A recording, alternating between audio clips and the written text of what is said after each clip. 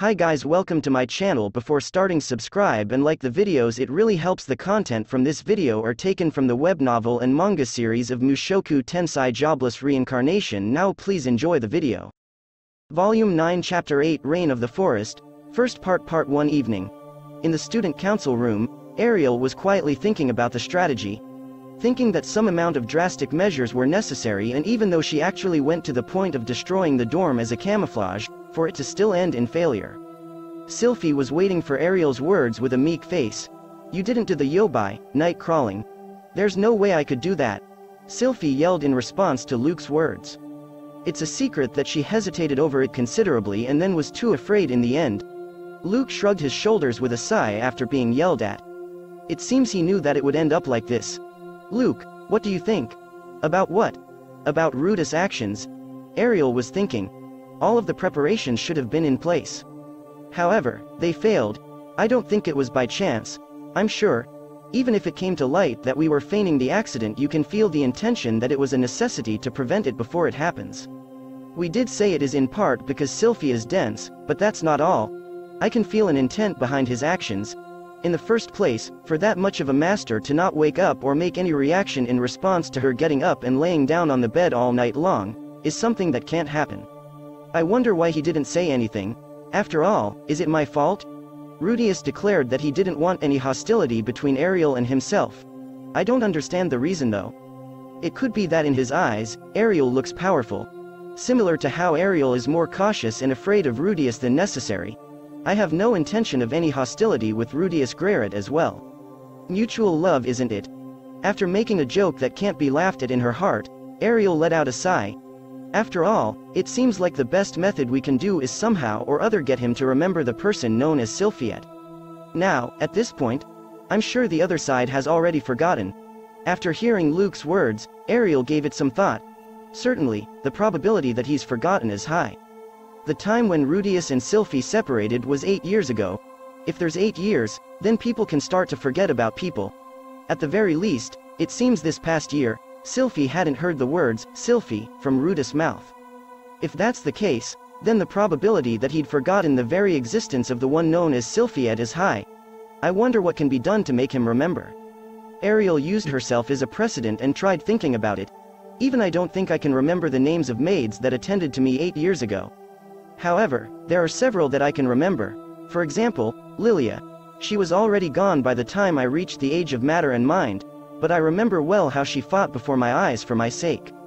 Sylphy, do you have some kind of memories between you and him? Memories? Right, people remember other people through ability and memories. That's why nobles open parties at every matter and introduce other people there.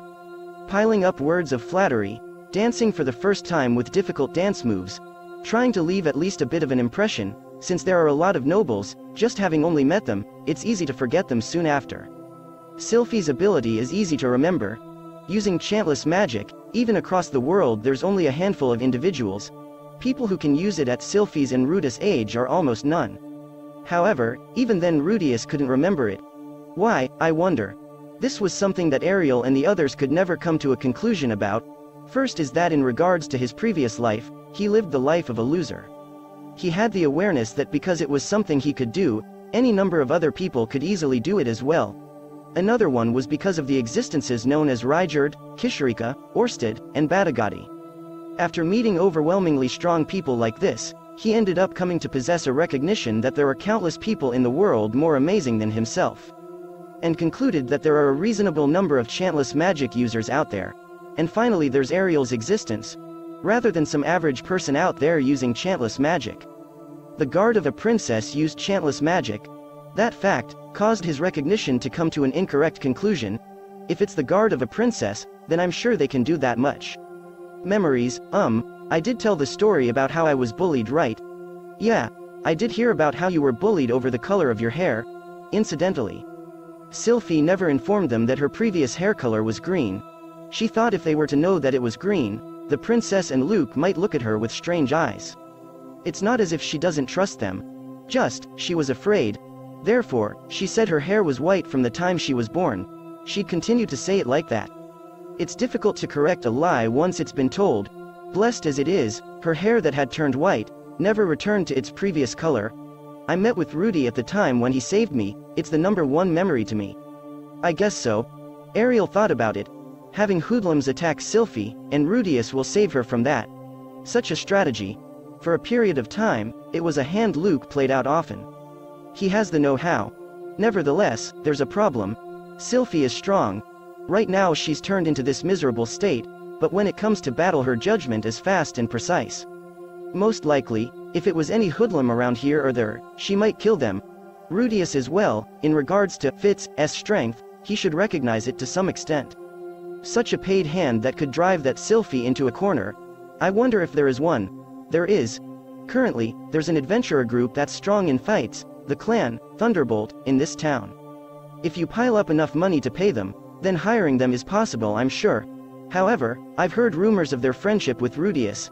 Such a rumor that Rudeus of the Quagmire, and Electric Precursor Soldat of Stepped Leader, were having tea in a cafe. There was a story that Elinalise of the Dragon Road, and Cliff Grimoire, were there as well. Therefore, hiring clan, Thunderbolt, is rejected. Also, for example, even if they were to hire some adventurer completely unrelated as well. Most likely, the reputation of the adventurer, Rudeus of the Quagmire, is vaster than Ariel thinks. Even if she intends to pick an unrelated adventurer, there's the possibility that they might have a connection through some unknown channel. If it comes down to that, without even thinking about it, the story would become complicated. It could be that a casualty comes out of it. Ariel has no intention of causing any casualties. Hiring some of the rough guys hanging around there that aren't adventurers to attack is one possible hand as well. However, if they're too weak of an opponent, that itself might cause Rudeus to feel disappointed in Sylphy.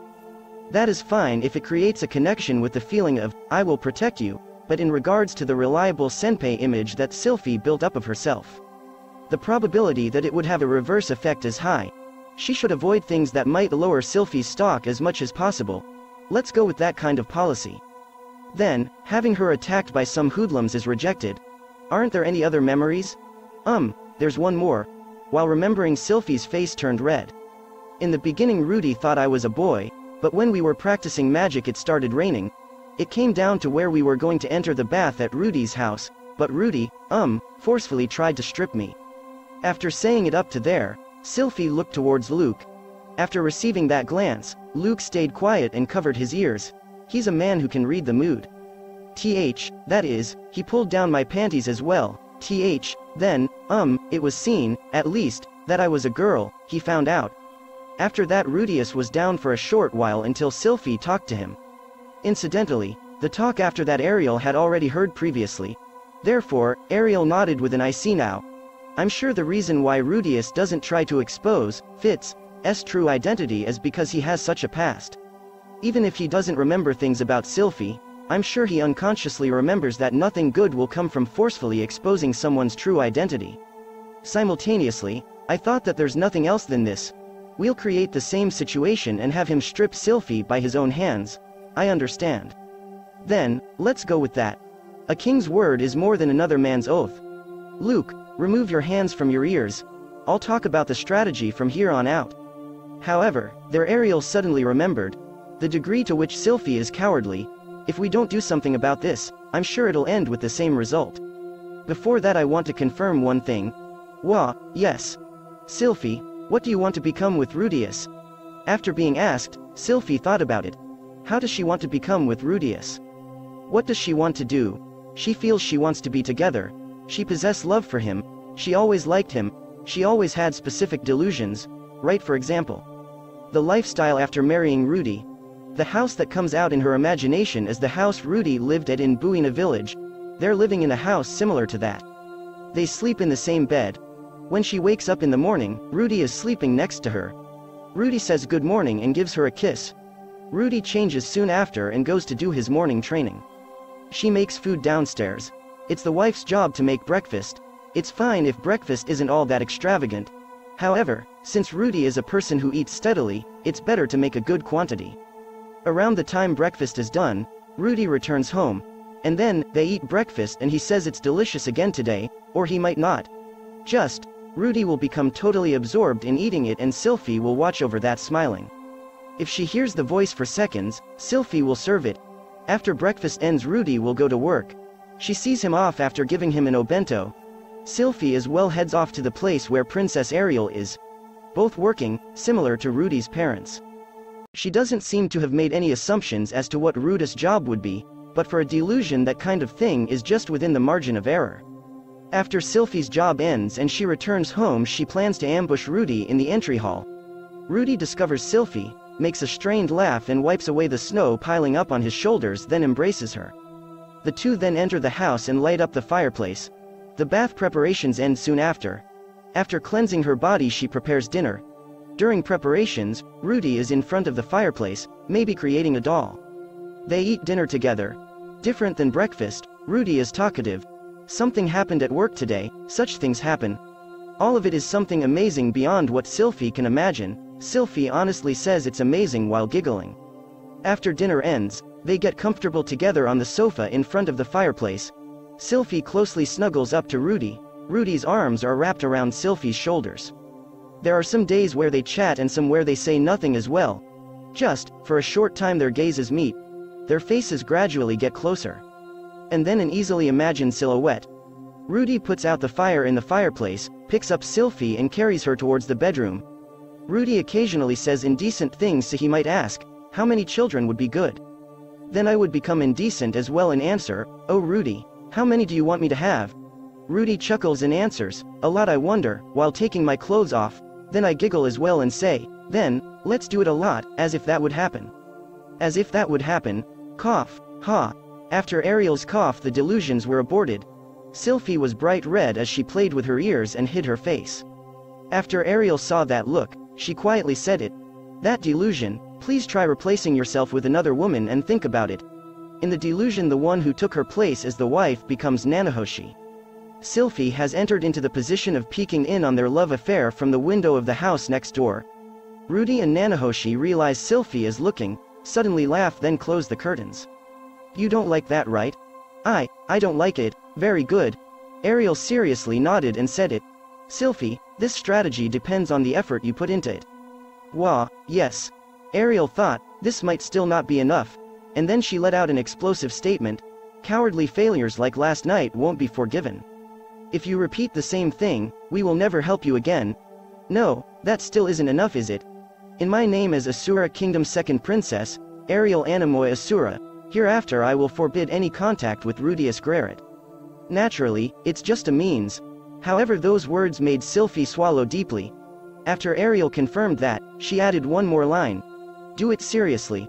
Wah, yes. Very good. Ariel nodded seriously again. And then she conveyed the outline of the strategy. That's it guys, thank you for watching. Subscribe if you want more and don't forget to like the videos.